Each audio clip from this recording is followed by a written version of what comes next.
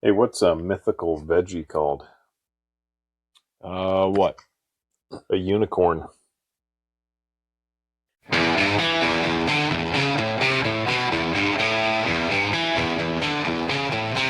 First and foremost,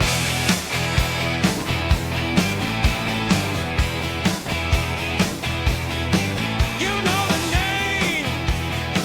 We All right, welcome to First and Four, the podcast where a father and his firstborn break down America's four biggest sports: football, basketball, baseball, and hockey. From hot takes to generational debates, we're moving the chains one conversation at a time. Let's get into it with our film room segment first, breaking down March Madness once again. Just a pretty obvious thing to go with here. So, um, I think this week's a little bit harder than last week to make a coherent conversation out of. There's just so many more big moments, I think, Sweet 16 and Elite 8 to cover.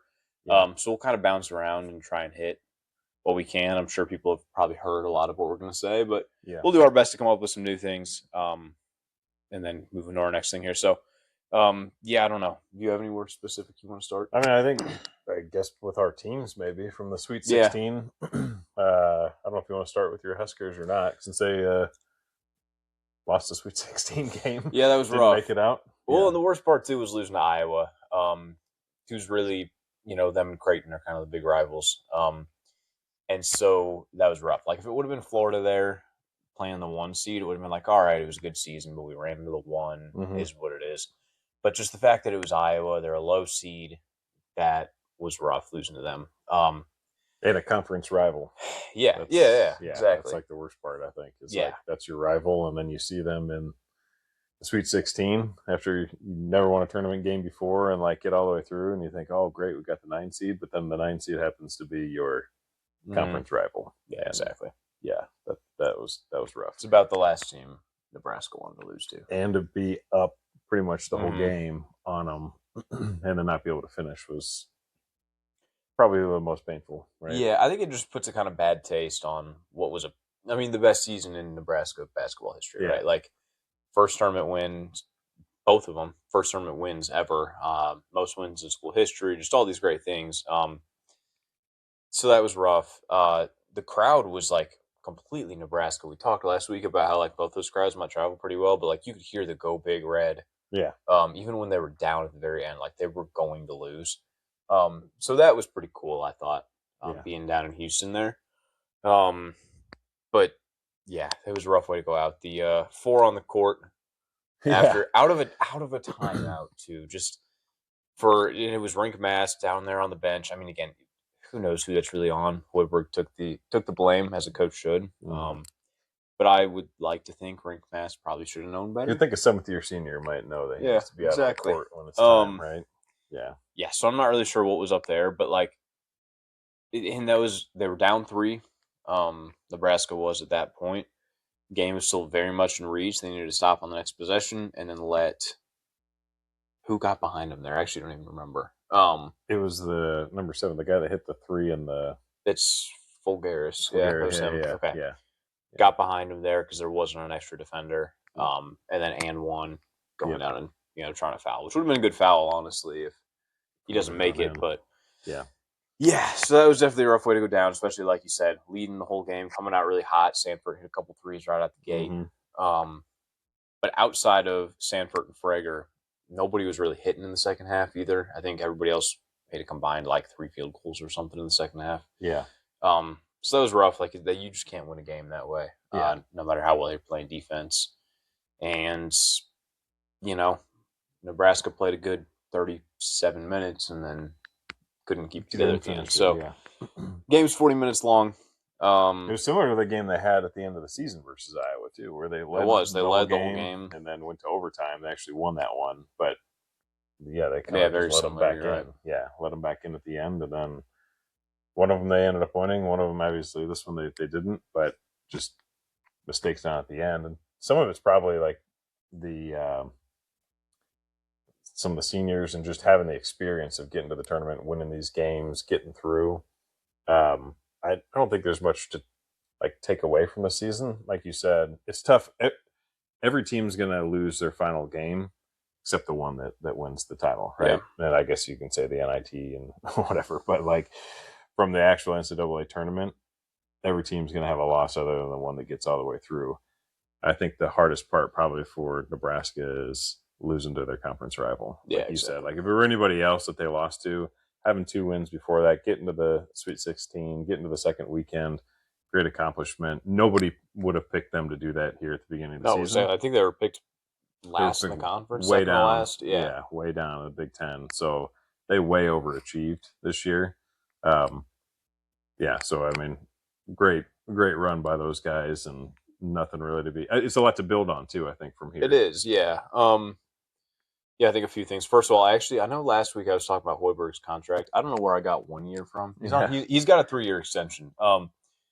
So I'll correct myself there. I think part of what I was thinking too is the buyout decreases year by year, so it is almost like it is sort of a 1-year deal where like buyout starts going down, which I think again he does on purpose. Yes, it gets easier for him to leave every year.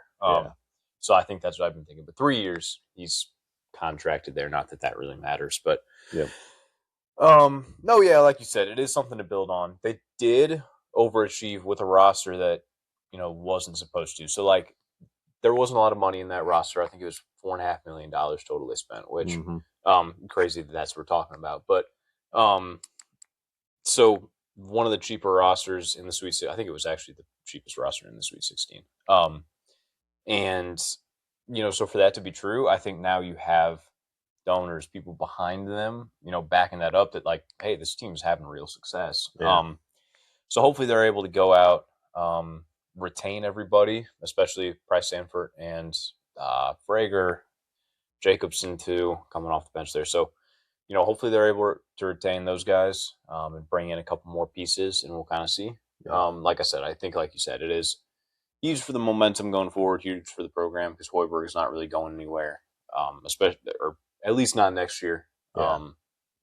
I think it's just going to be hard with McCollum over there at Iowa, like the momentum he's building too. Yeah, and that might be a good rivalry going forward, which is fun. And to try to match that now is going to be tough. I think he stays at Iowa. I said it last week. He's an Iowa guy. I think that's where he's from. I think he stays too. I think he probably stays there, but he's going to have a lot of people looking at him after making that run, and obviously the success he's had in the past with Carolina's open. Yeah, exactly. That's a huge one. That's a huge. They drop a pile of money on him, and exactly. Maybe he goes, but I don't know that he is the type of guy that's going to just chase the dollars. Doesn't seem like it, especially like I said, the success. It's similar to Nebraska. The success he had this year, people are going to get behind that, and hopefully he comes back with a better roster next year. So but yeah, I don't know. Sucks for Nebraska, not the way they wanted to go out, and really just like I said, on the end of such a great season, that was about the worst way they could have gone out. But it is what it is. Still a great season, really fun. Finished 15-5 in what was a Big Ten, might have been the best conference in basketball. So that was hard to do, and I'm excited for them going forward. We'll see how next year goes. Yeah. No, you're right. The Big Ten, 2 teams now in the Final Four. Would they end up with 4 in the Elite 8? Is that right? Between Iowa, Illinois, Purdue, and Michigan. Yeah. So 4 out of the 8. So they, I think it probably was the best conference. The Big 12, I think, may have something to say about that. But yeah, when you look at this tournament, definitely the Big Ten has had the most success. So, I guess we'll stay in the South there with Illinois getting out of there. I mean, we had talked about Houston, and like you said, the Nebraska fans traveled there. I think Illinois fans traveled there also. The home court did not seem as... No, that's what I kind of talked about last week. I didn't know if it would really even be that much. I don't think it affected them really at all, and they really shut down Houston. I think they Houston only scored in the 50s, I think, in that game. And 55-65, I think, was the final score. Yeah. Which actually I looked at and I was like, it really wasn't even that close. No, it really wasn't. I think Illinois pretty much led the whole game, and and then the Elite Eight game versus Iowa, another kind of rivalry game. I know, being here in Illinois, Illinois thinks everybody's a rival, but like everybody here thinks Iowa's a rival, and Illinois thinks Iowa's their rival, Wisconsin's their rival, Northwestern's their rival, Purdue's their rival, Missouri. Yeah, I don't know. Yeah, They've got a lot of rivals. Every game's a rivalry. They just make up all the rivals. But that was a really good game. Again, like Iowa started out super hot and got up ahead and was leading early on in the game, and then just kind of fizzled out there at the end. And I think Illinois inside, that was the one thing I think that surprised me with Illinois is I knew they were big and tall, but they rely on the three quite a bit. They were only like 3 of 17 in that Elite Eight game versus Iowa from three. And like if you would have told me Illinois shoots 3 of 17 in the Elite Eight, I'd say there's no way that they're going to advance. Yeah, exactly. But they just dominated down low and just took over. What was it, 42 points in the paint versus Iowa's 12 or something like that? Something crazy. Yeah, Iowa does not score. They do not score in the paint, and they didn't rebound, and Illinois rebounded them. But they just big boyed them, basically. Yeah, exactly. Yeah, I think that's scary for Illinois against UConn going forward. Like seeing that they can kind of turn that extra gear that they can play that way, I think is huge. Yeah. So. Yep. So that'll be a fun. It's kind of. I'm not a huge Illinois fan. It's nice to have a Big Ten team in there, I guess. That's not the one I would have chosen. No, not really. But it is what it is. It would have been nice to have one of our teams in there, I guess. I agree. So, yeah. Speaking of that, I would say my Boilermakers. Well, so you said like the games in the Sweet 16 were the Purdue game was awesome. Texas. It was, yeah. Battling back and forth all game. And for it to come down to that last second shot, Braden Smith missed, and then TKR had the rebound, put it back in, was super exciting, super a little nerve-wracking on my end. Exactly. Watching it, I gotta remember not to turn my phone on or to not look at my phone. Yes, I guess I know my phone's always ahead. Yeah. So yes, everybody else was ahead. I had it on streaming. I think it was on CBS, so I could have had it on just the antenna. So I was getting text messages about the great win, and I'm like, well, they haven't even inbounded the ball, but it looks like this is going to turn out in our favor. Yep. So I got to remember that next time. But great win there, to get to the Elite Eight. I didn't think it'd be that close versus Texas, but Texas really, again, kind of down low. Yeah. They gave them everything that they had. Yeah. And so I was glad to make it through. And then, they start out in the Elite Eight game versus Arizona, and I'm thinking, okay, they're up at half. They looked really good in the first half. It's just a matter of putting two halves together, and Arizona. The wheels really fell off, too. Yeah. I mean, Lawyer didn't have much of a game. Trey Coffman didn't look Trey Coffman no, and he got in foul trouble, too, so that was part of the problem. And again, Arizona just bodied them down low. Mm-hmm. And, so between, Illinois doing that same thing to Iowa, Arizona pretty much did the same thing. Arizona in that game versus Arkansas only shot – so versus Arkansas, they scored 109 points.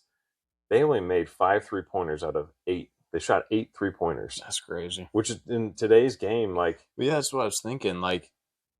For as much as we talk about the three, all these teams that are advancing, it's not the three they're relying on. It's not.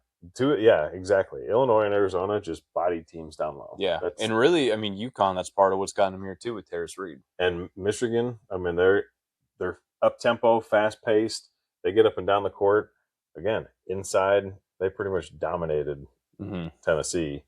But, yeah, it was a lot of the inside game that was really working for them. And, again, with Trey Coffman being in foul trouble, Clough really didn't get going much at all the game. No. So it's unfortunate. I think, again, everybody's got to lose unless you're the national champion. Purdue is the 2 seed. Arizona, I feel like, is the best team going into the tournament. Yeah. I've been saying it for weeks between them and Arizona. Or, I'm sorry, Michigan and Arizona. They're the top 2 teams. Right. They're going to face each other now. I wish that was the championship game instead of the Final Four game. But, there's nothing really to be too upset about with them losing to Arizona, other than, man, we were up at half and we really felt like we could potentially finish that game and get to the Final Four. So It was right there. Yeah, it definitely was. Yeah. And, you see all the seniors leave. Braden Smith, Fletcher Lawyer, Trey Coffman, who've been, getting meaningful minutes starting all 4 years. So it's kind of a new era It somewhat is next year. Yeah, and they've got some players coming in. I know there was one that just won a state title the other day. That's coming to Purdue. Okay. So he'll be good.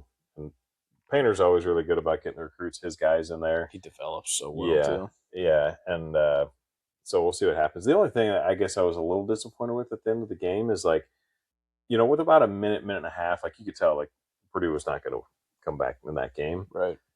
I wish at like a dead ball or even call a timeout and get the seniors off the court, right? Like let Braden Smith have the standing ovation from the crowd, Fletcher Lawyer, Trey Kaufman-Wren, like let those guys go out.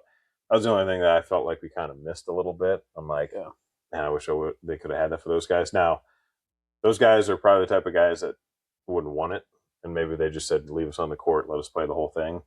But I don't know. I feel like, especially with Braden breaking the assist record and everything that he's meant to the program and did this year, I would love to see timeout, get him off the court, let the fans give him the standing ovation there, and see him off. But otherwise, yeah, it's tough to replace those guys. Definitely, that's not something you just bring in new guys and reload. It's going to be a few years, I think. So, I do think they've got a lot of exciting players, though. Yeah.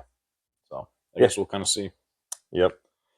So and then kind of just looking around other places on the bracket, Iowa State losing to Tennessee definitely missed Joshua Jefferson, their second leading scorer, just behind Momcilovic. If they would have beat Tennessee, does it really matter against Michigan if he's back?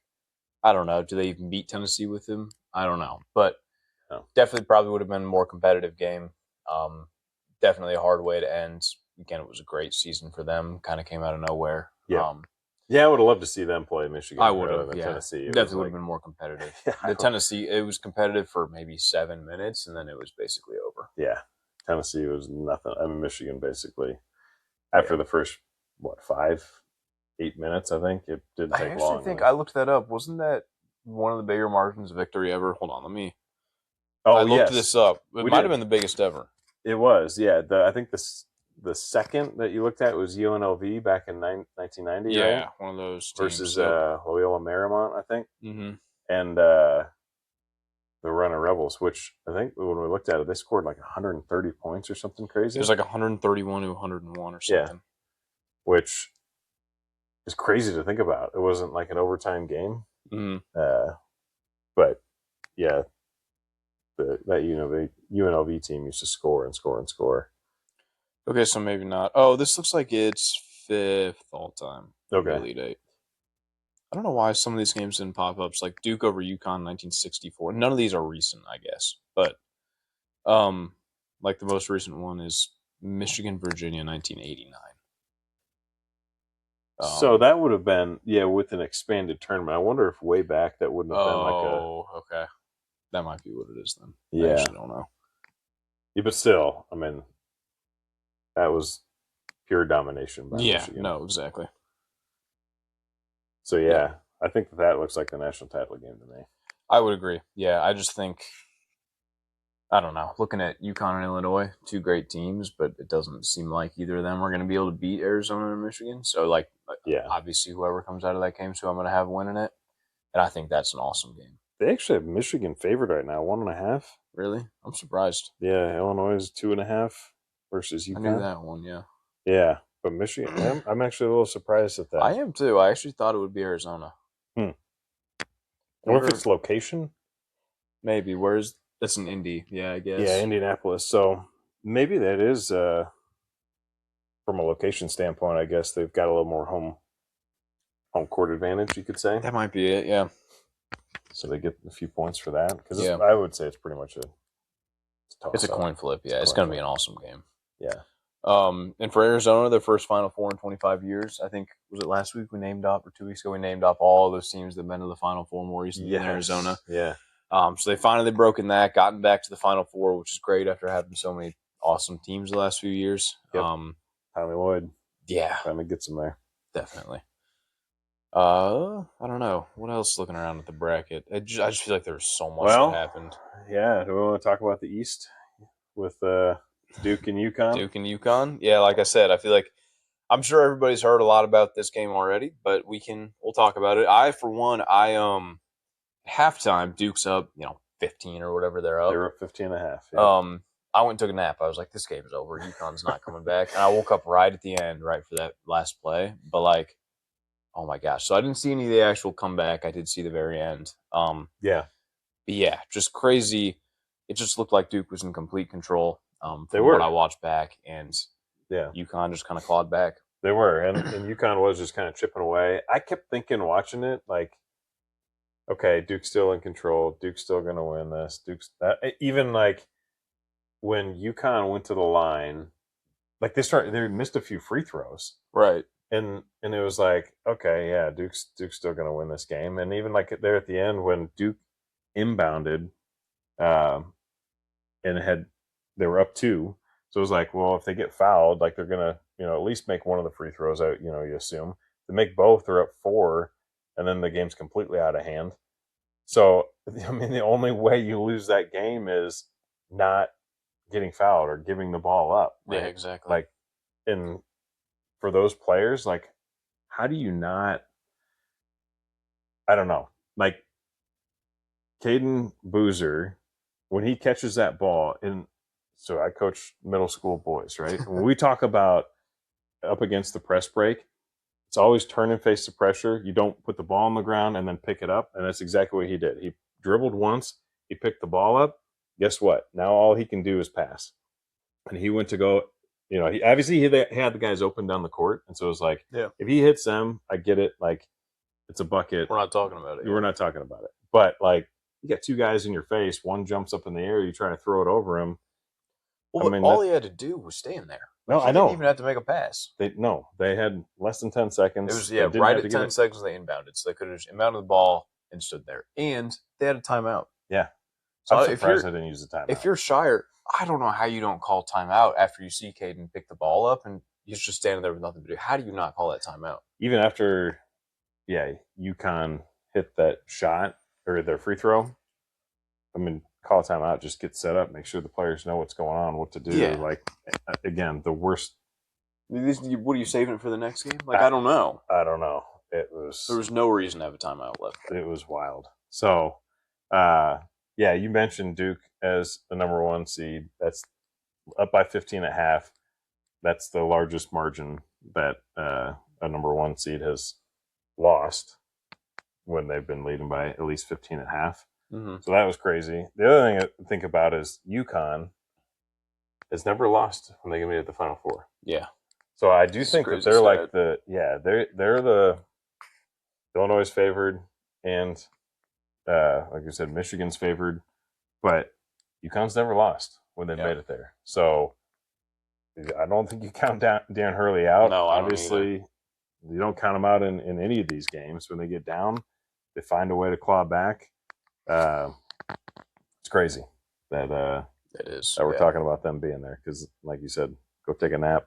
You think you're fine, and then it's over. Wake up and holy moly, like, how did they pull that one out? Yeah, and the number getting thrown around a lot right now is they're 17-1 in the last 4 tournaments. UConn is. Wow. So like Caravan, who's been there 4 years, he feels like he's been there forever. Yeah. So I think you said last week, but he's 17-1. So he's starting there. So if they win, he'd win his third national title. Yeah. That's got to be up there with. It is up there. Like there's guys from UCLA that did it. No, that makes sense. I think that's the last people that have done it. Yeah, I wouldn't think that there's really be any others. I don't think there are. I think the last people to do it were UCLA. Yeah, way back when they were like 10 or whatever. Mm-hmm. Yeah, that's crazy. Yep. So, and then the guy that hit the 3 is from Indiana. So is he really? Braylon Mullins is from Indiana. So I think is it Greenville or somewhere in Indiana.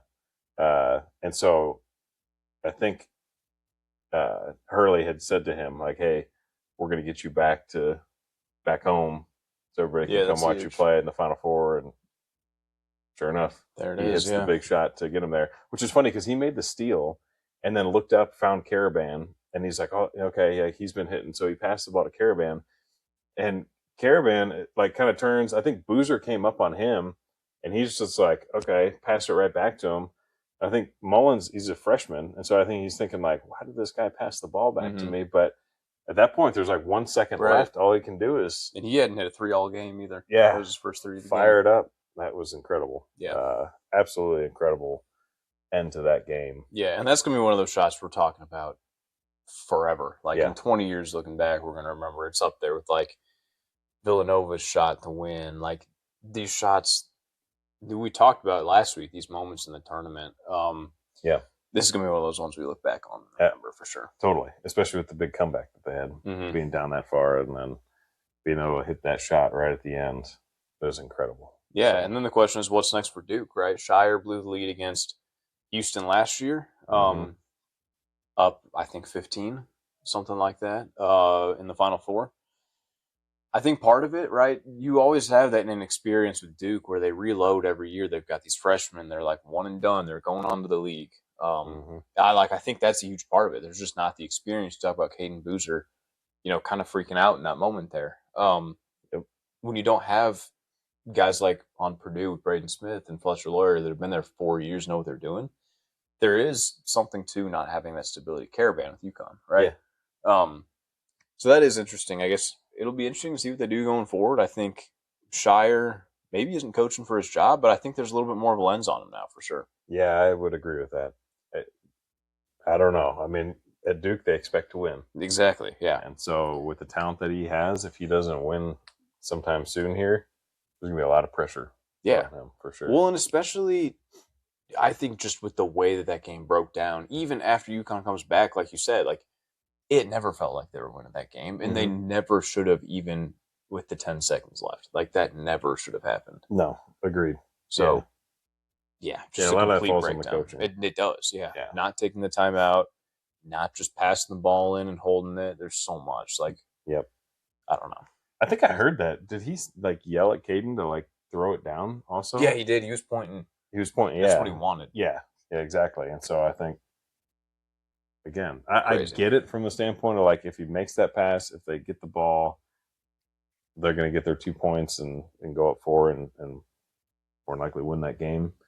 But I don't know. In those moments, control the basketball. Yeah, you don't have to score. Yeah. As long as he passes it in, you're going to get fouled and you're going to go up 4, possibly win the game. Trust your guys making free throws too. Exactly. I mean, make your free throws.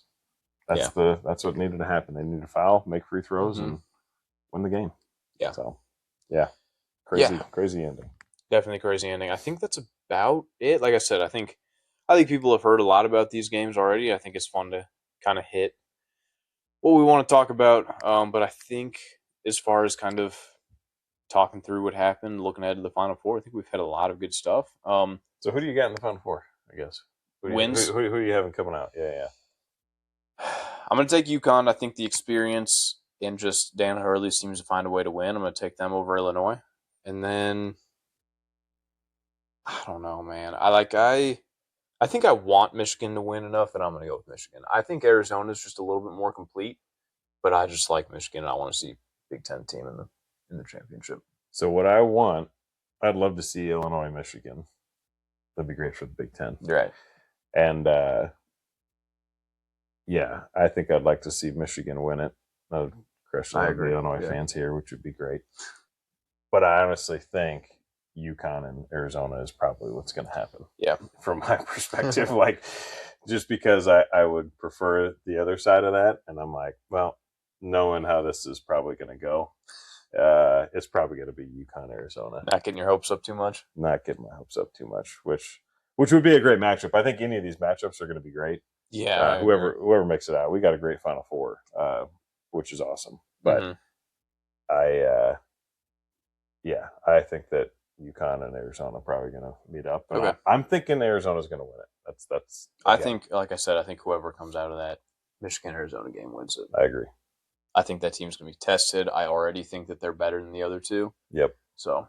Yep. Agreed.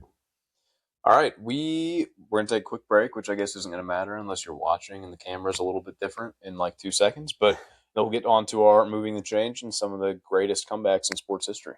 All right. Okay, so then on to our Moving the Change segment today. We wanted to go with talking through some of the greatest comebacks in sports history. Obviously, after we just talked about UConn coming back, being down 19 against Duke. So we want to talk through some of the other greatest comebacks in sports just in general. Talk through a few of those, kind of give some thoughts there. That's kind of just where our inspiration came from for that. So we'll jump right in, I guess, with football. And I guess when I did this too, we didn't just put down the biggest comeback there's ever been. Greatest, I think, is, yes, a big comeback, but also I think you got to take into account the moment, right? Yeah. So it's got to be like a high-level championship-ish kind of thing. And so that's kind of where I was coming from with this, and I tried to go with the ones that I actually remember. And that's the thing is, I do think that a lot of the comebacks really depend on the memories that people will have from it. And so a lot of times it's going to be in a big game, in a big moment. You know, if somebody does come back, you're going to remember it, right? Like, we all remember dynasties and those sort of things, but I do think when, people start leaving the stands and it's like, this thing's over, people start taking naps maybe and think things are over. And exactly.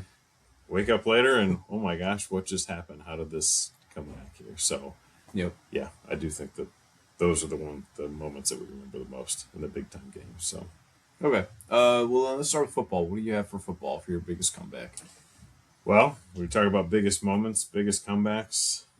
I don't know that there's anyone bigger than the Super Bowl 51 with the Patriots and Falcons. Obviously, most people will probably remember this one, but Patriots down 28-3 and come back and win in overtime 34-28. There's a lot going on there. Biggest comeback in Super Bowl history. So like you said, we don't necessarily want to pick the biggest comebacks, but when it's that big of a moment, that big of a game, like that's going to be the biggest one that I think that stands out. Yep. And yeah, 31 unanswered points from the Patriots. I think the one thing that I'll remember most is seeing like Arthur Blank. I remember him going down to the sideline, I think thinking that the Falcons were going to win.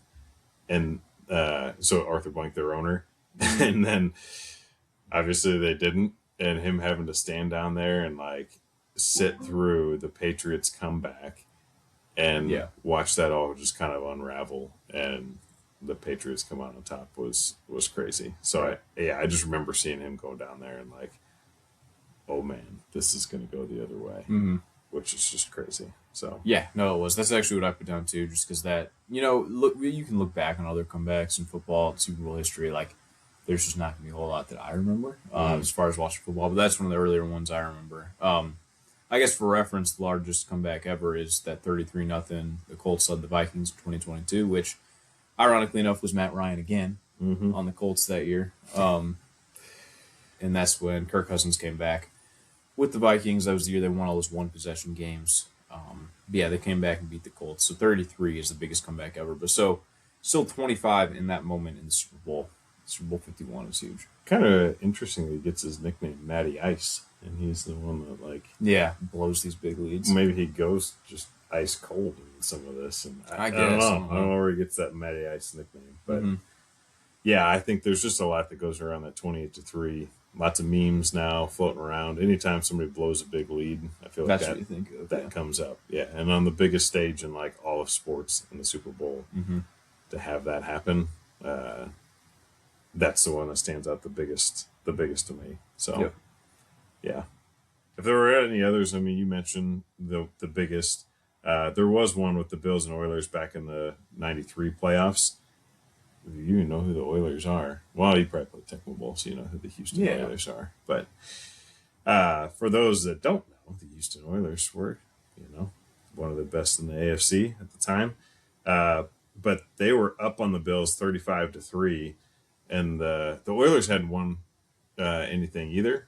And so the Bills, obviously, that was in their run of winning the AFC titles, getting the 4 Super Bowl appearances. But the Oilers had a high-flying offense as well. Warren Moon. Right. There you go. There we go. Okay, so you do know some of these guys. But the Bills, they were down 35-3. And so it's 32 points. That's the largest comeback in playoff history for the NFL. And the biggest thing there was the Bills had their backup quarterback, Frank Reich, was in. Wow. Frank Reich, yeah. So it wasn't Jim Kelly. It was Frank Reich on the Bills that actually led the comeback. And they ended up winning 41-38. So that was the biggest playoff comeback in NFL history. So that was a big one. Yeah, big one too. For sure. Yeah. But. All right, we'll go down to basketball then. I guess as far as what I remember, I've mentioned the 2016 NBA Finals last week actually, but the Cleveland Cavaliers coming back down from 3-1 versus the Golden State Warriors obviously was huge. Mm-hmm. For one, obviously that gives LeBron another one for his 3.5 or 4, however you want to look at it. Him and Kyrie Irving on the Cavs. And if the Cavs don't come back from down 3-1, the Warriors win 4 in a row.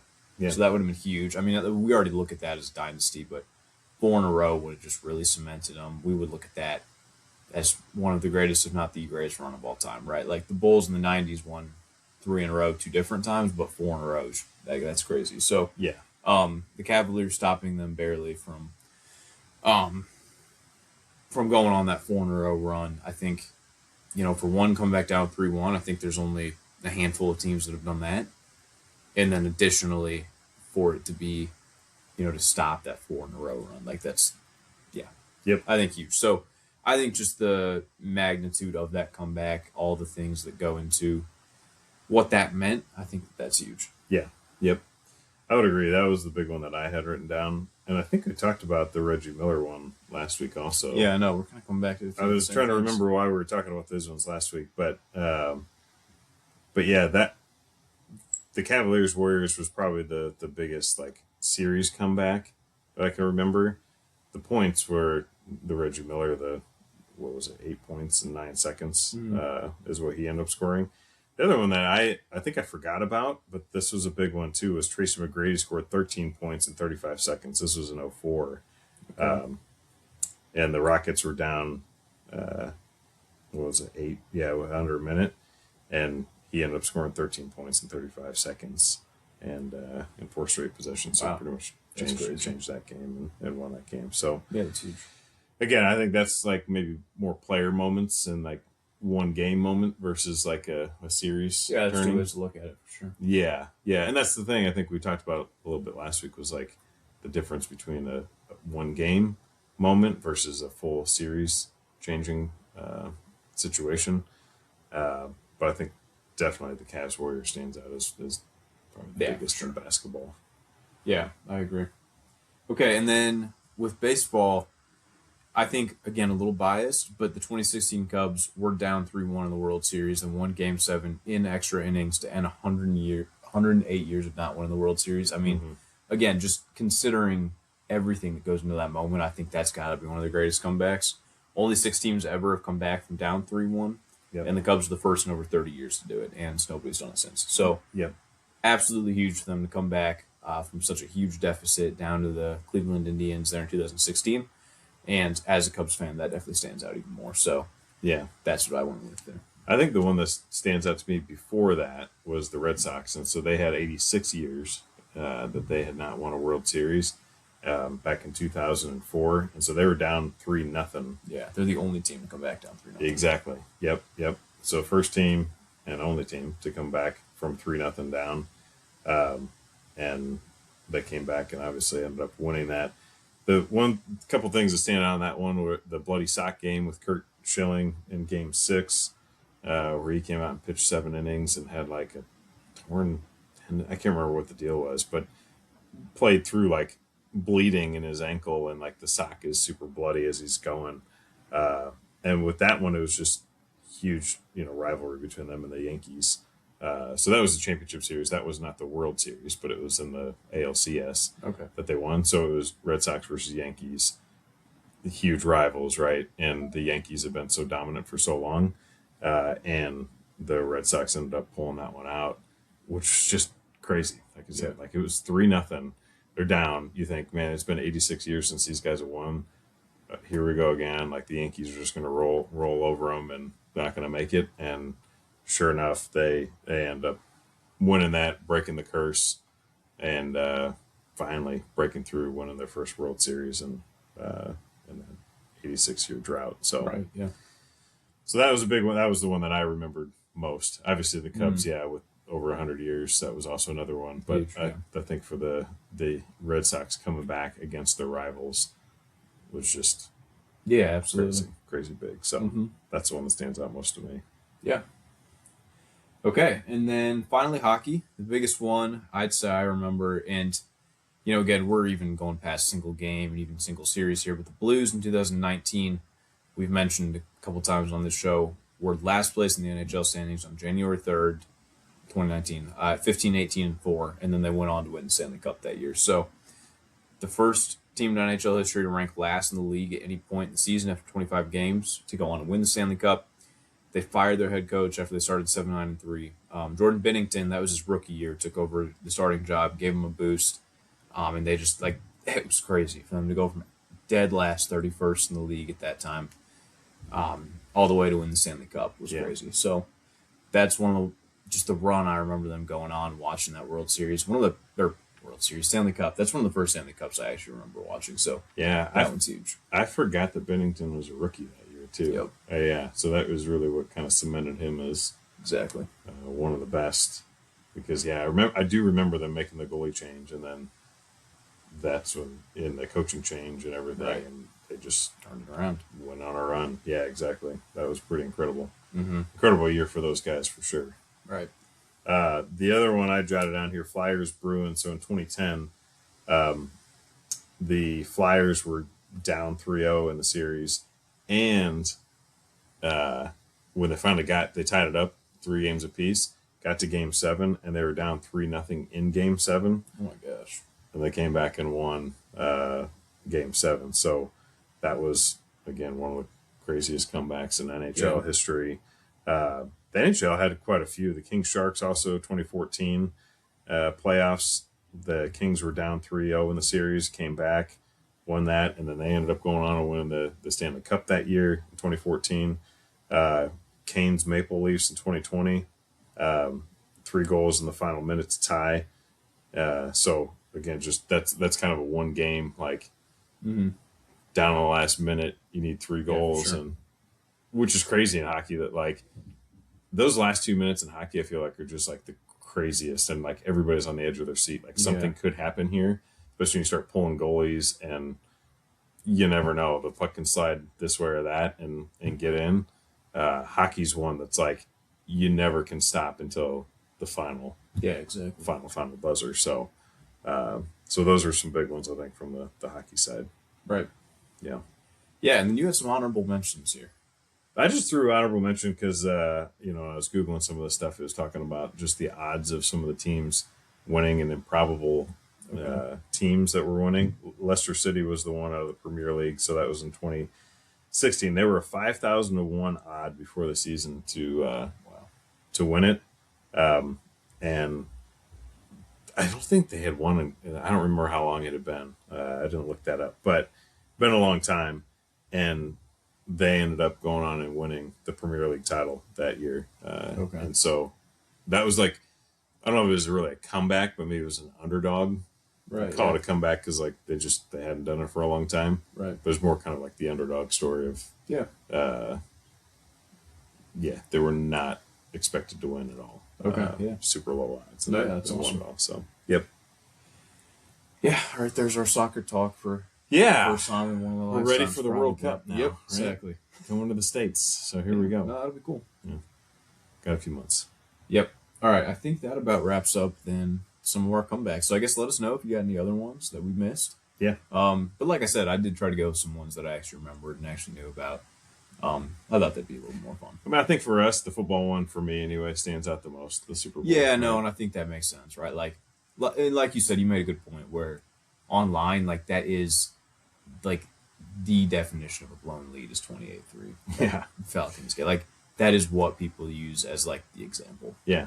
That one, and I think the other one, the Red Sox Yankees, really stand out to me. Yeah. Because they were down 3-0. It was their rival. It was here we go again, and then they turn around, they win the World Series. Those are the ones that probably stand out the most to me. Yeah, for sure. Yeah. Okay, we'll go to 2 minutes in the box then. Who are you putting in the box this week? I'm actually going to put the NCAA in the box, and here's why. Because we've got the Final Four coming up. And they put these games televised on TBS, True TV, and HBO Max, not on CBS. And I feel I know this is the way things have been going for a while, that they're getting away from your typical ABC, NBC, CBS, Fox, even off the antenna stations. But like, I feel like these championship games should at least be on the local stations and not the I agree. like off antenna. I don't know why TBS and True TV, HBO Max are going to have these games. And again, it kind of goes back to what I was talking about the other day about we're in a delay then, right? Yeah. Where there's going to be people that are going to be seeing these things ahead of time. Going to have to stay off your phones, especially if you know people that are live there at the game. I don't know, like put it on a regular station. Let everybody watch the game. Like, I don't know how many people.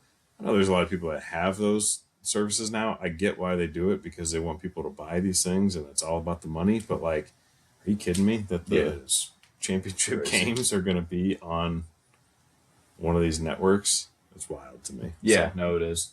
Well, and building on that too, the games have been so late. Yeah.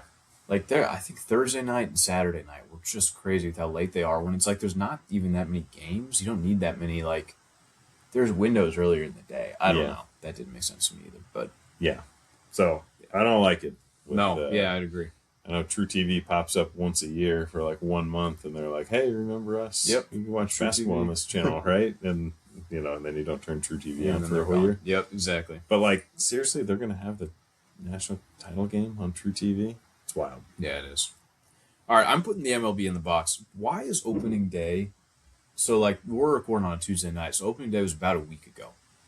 Why? It's like in the middle of March Madness. It's between that first and second weekend where like everything has happened and there's a ton of big games coming up still. It's like right in the excitement of all of it, and it's like, oh, by the way, the MLB's starting to. Yeah. And I get that like you got to get it in before it gets too cold. Like the World Series is still like wraps up in November, so you can't wait too much longer. But to me, I don't know. I think it would just be more impactful if it was like around this week, even next week, if there was a way for that to work. I mean, cut out one of your 160 whatever games they play. I don't know. Like, take out a series you start a week later. It just, to me, I think it's just so much. Like, it just gets overshadowed by all the basketball. And I get that people don't necessarily turn on baseball till like the summer anyway. But I think you get a little bit more viewership if it was in more of a dead time. So like if it was where more people's teams have been knocked out of March Madness like this week or after the championship game next week, I just think there'd be so many more people willing to watch, excited about sports coming off of March Madness, as opposed to like, we're still invested in March Madness. We don't care about baseball starting. And then like by the time it's over, like forgetting baseball's even going on. Yeah. I mean, I'm not going to pay attention to baseball until September, probably, no, exactly. but I don't need to wait that long. But I do think that it's a little early. It's weird. Yeah, it just doesn't even feel like it should. Like it feels like it should have started this week. I guess every year it's this way. It is, yeah, and I just don't get it. Yeah, and I don't really think about it because I'm not paying as much attention to it, I guess. But yeah, it is kind of weird watching games. Well, I guess it's the end of the season and the beginning of the season where like a lot of fans are sitting there in like stocking hats. You got long sleeves on the players, and I always think of baseball as like a summer sport, and so it is weird seeing people. Like, it is sitting in the stands and. Again, do we need 162 games? 162. Mm-hmm. Do we need that many? I don't know. No, no, because then everybody's like, "Well, yeah, these games don't matter." Which, like, they're right. I don't know. Yeah, talk to me in August or September. I don't know. That's my thoughts there. All right, we will go on to our 2-minute drill for the first time in a couple weeks, actually, since March Madness has taken up some more time. But we'll kind of rattle these off real quick and wrap things up pretty soon. So, going with football, would you rather watch your team lose to the other team, or by the other team coming back, or just getting blown out? Oh, so yeah. I was thinking like close. I think I'd rather have a close loss. I don't want to get blown out. I want to actually feel like I'm in the game. And so, yeah, I think it definitely sucks getting like, so the Duke situation and having UConn come back or the Falcons. But like, I want to at least feel like I'm in it for part of the game. I actually think I'd rather get blown out. I don't even want to be in it? Well, it's not that I don't want to be in it, but like, I think if you get blown out, it's just like, all right, we didn't have a chance, right? Like, I think if there's that comeback, it's just like, gosh, what could have happened? There's all these little things we could have done better. Yeah, the what ifs, and you do go down in history as like one of these teams that blew it. One like what could have happened if something went different, like the Falcons, like Duke. So I think I'd personally just rather get blown out and kind of forgotten history and just on to the next. You know, I think that's how I feel. I guess I don't know. I would want to be more competitive personally, but yeah, I don't know. All right, then with basketball, is a series comeback harder than a single game comeback? So which one? Yeah, I think it's the series comeback's harder. I think so too. I just think like you go back and forth home and away, for one most of the series, and then we're going to get into some of these other questions too. I think basketball is one of those sports where you can come back. There's a lot of momentum going on in a single game, whereas like you lose a couple games, you just kind of start losing heart a little bit. I feel like so. Yeah, I'm going to agree with the series there. Then with baseball, is baseball the easiest sport to stage a comeback in?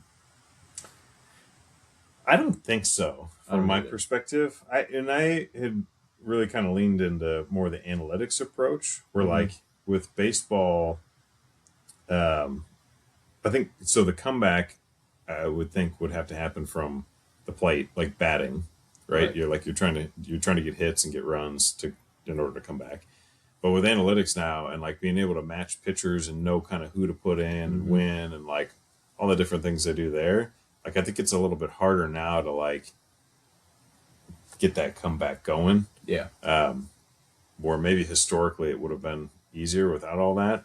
But I think now I don't think it's as easy. Yeah, well, I guess you could make this argument with some other sports, but I just think that like if you are having an off day as a batter, like it might just be an off day. Like I think it's harder to, in that moment, come back. And I mentioned like you just end up a little bit down on like, all right, this isn't a good batting day, and I feel like you just kind of lose heart a little bit getting later into the game. Whereas like I think with basketball, there's just so much more momentum that you can build so much quicker. Yeah. I think that for one's an easier sport to come back in.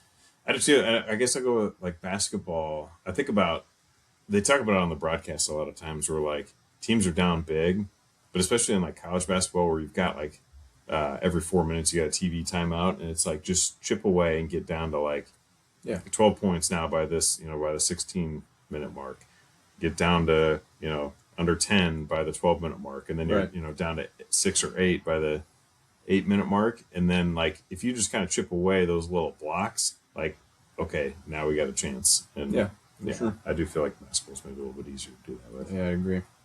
Okay, and then is hockey, it kind of builds off this actually, but is hockey the most momentum-driven sport? I do think it is. Okay. But here's why. Because I did look this up. Hockey does actually have the highest comeback potential. 31, this is kind of wild.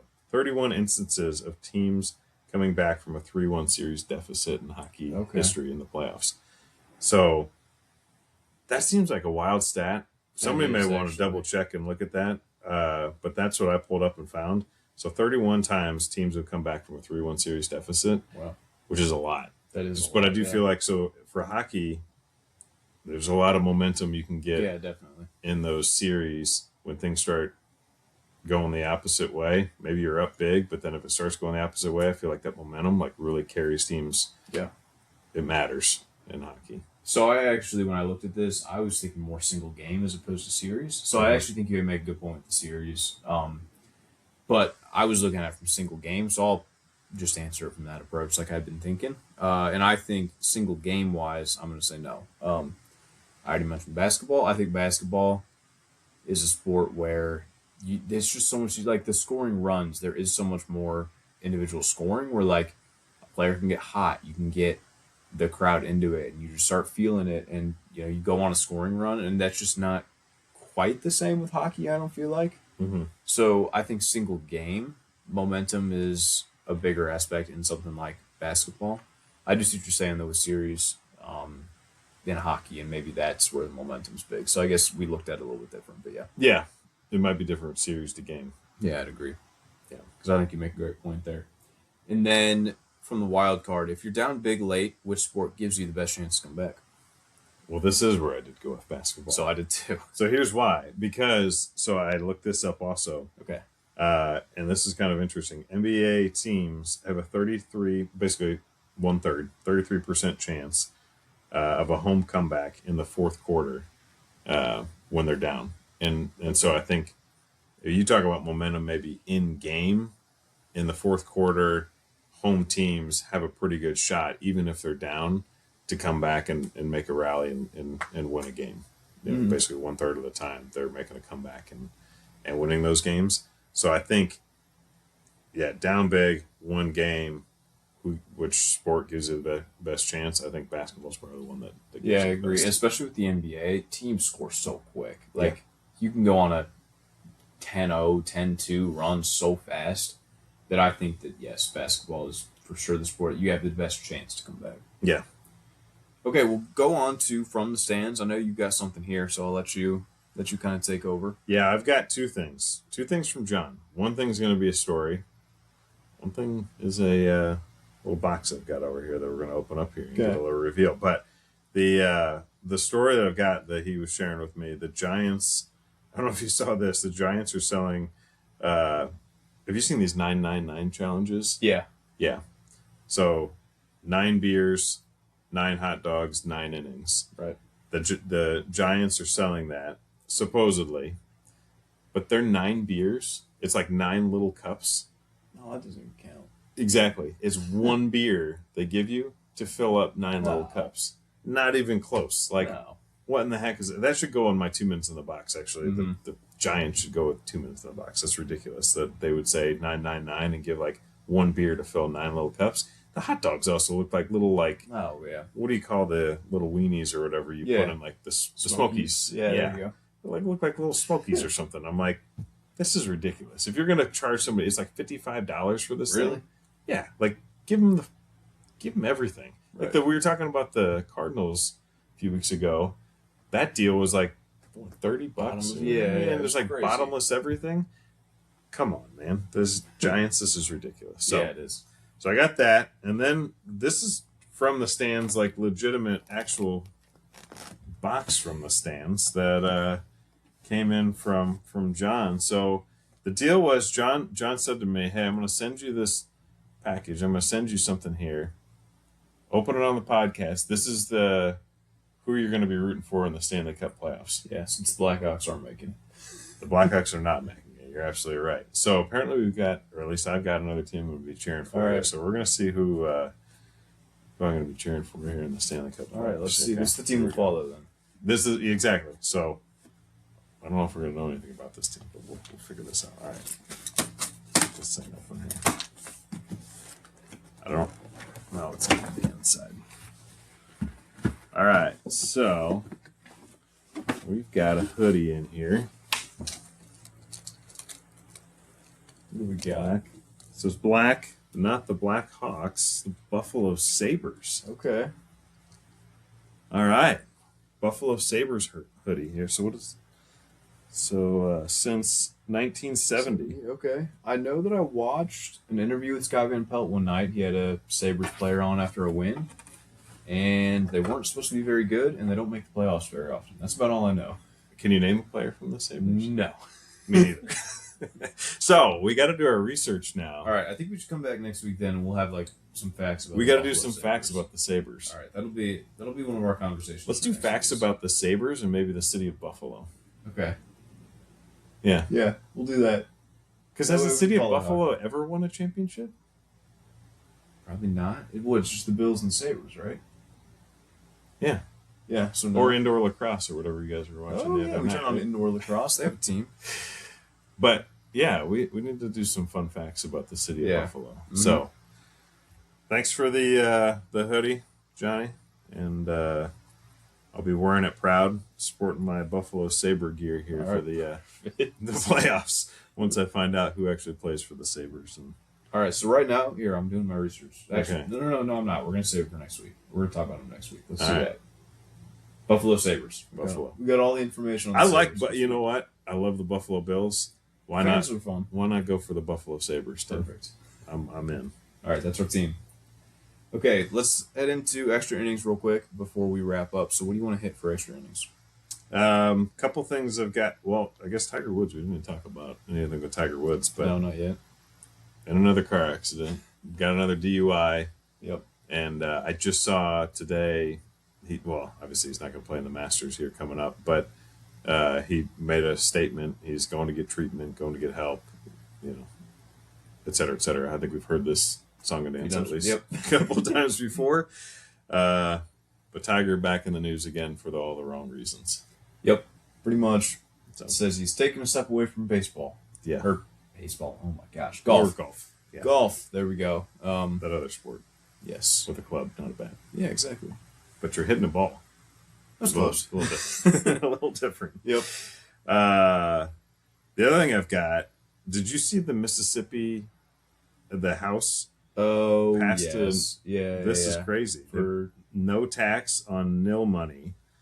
So that'll help Ole Miss and Mississippi State. Mm-hmm.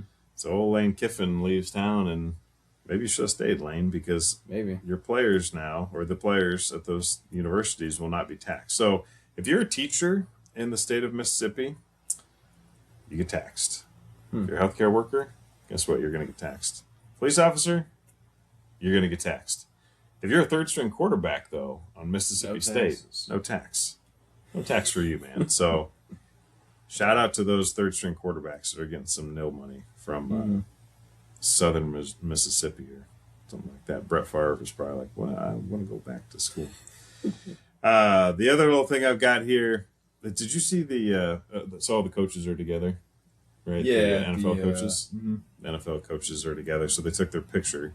Okay, did you see that Todd Monken was not in the picture? He missed it? He missed the picture. Do you know why? Where was he? Getting a haircut. Oh.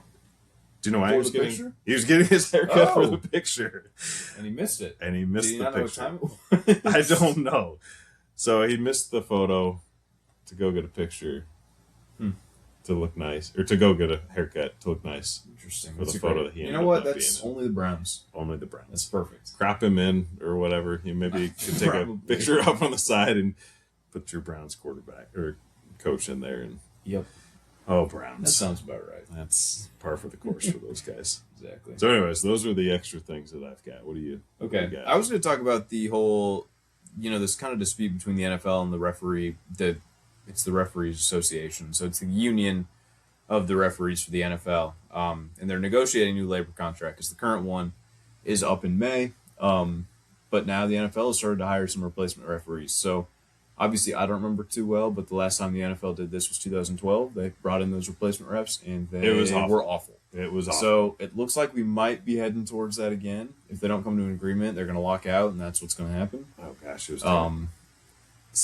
Again, like these aren't things that I saw, but it sounds like there were some pretty awful missed calls. So then actually it was the controversies that ended up making the referees union be like, all right, we'll come to our agreement here. We'll come back. So it'll be interesting to see what happens. I don't know exactly what it is the referees want that's kind of causing this, kind of disjoint. It doesn't sound like that part of it's real public, but all we know is they can't come to an agreement. There might be replacement refs again. It's going to be awful if there are. Yeah. I feel like we complain enough about the refereeing as it is. Yeah. But you get these guys in there. Yeah. They're going to. It'll be bad. You're going to have all these sorts of misplays. Yeah. Maybe that's what they want. They want to. Maybe. To miss them. Maybe that helps them. I don't know. Gives them more leverage. I have no idea. So that'll be something interesting to kind of watch. But otherwise, I feel like we've kind of hit everything. Like the NBA, we're getting towards the playoffs. I'm sure we'll have more on that in the next couple of weeks. And yeah, you got the championship games this weekend. You got the Masters coming up here in a few weeks. Yep. Baseball's kicking off. The draft is coming up. Like, honestly. Draft towards the end of the month, yeah. Yeah, like I feel like after the championship, we got a few weeks of kind of a little bit low, like playoff races are heating up, I guess. Yeah. But I don't know. It'll be interesting. We'll have to see what we do. Well, we got to learn check out the Buffalo Sabres. Yeah, that'll be the big. I got this hoodie on now. I like this thing. Ooh, it's a nice hoodie. It's comfy. All right, go Sabres. Yeah. All right, well, then I think that's really about all we've got, right? Yep. Yeah. All right. That's everything. Yeah, we're about an hour, a little more. All right, well, then let's kind of wrap it up there. We'll come back next week, learn about the Sabres, talk about the championship, March Madness. It'll be fun. Awesome. Yeah, all right, well, then that's going to do it for this drive on First and 4. If you like today's conversation, make sure to follow, rate, and share the show. We'll be back next time breaking down the biggest stories and our generational opinions from the four major sports. Till then, we'll see you for the next play. Peace out.